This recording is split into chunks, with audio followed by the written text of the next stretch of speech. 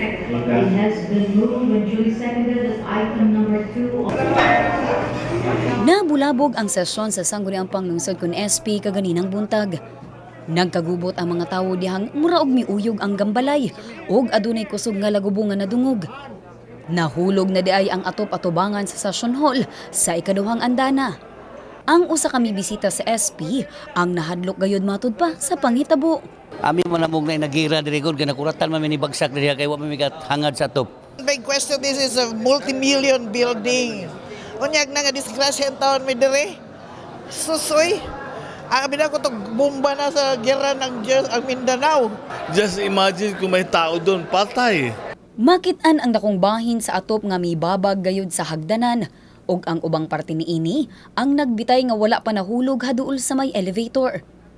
Tungod sa panghitabo, may desider na ang konseho nga i-adjourn og sayo ang sesyon samtang ang City Disaster Risk Reduction and Management Office kun CDRIMO sa pagpanguna ni Dr. Bong Dasera. Ang gipagawas ang mga katawhan, lakip na ang mga empleyado sa SP agi sa emergency exit. Mitabang sa hapsay nga pag-evacuate sa katawhan ang mga personahe sa Civil Security Unit kun CSU, CDRRMO, BFP Jansan ug mga OJT nga criminology students. Apan si Kagawad Jenggakal, nagkalibog kung asa moagi.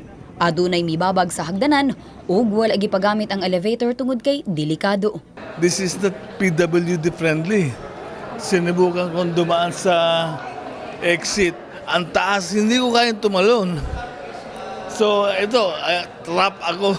We need to vacate kasi para magawa natin ang assessment. Hinihintay natin ngayon yung salvage, yung city engineering para sa mag-assess sila kung ano pa yung damage na nagawa nito. Maayo na lamang kuno walay na angin sa moong panghitabo.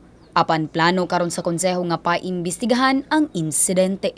Siguro the first order of the day is to investigate the contractor.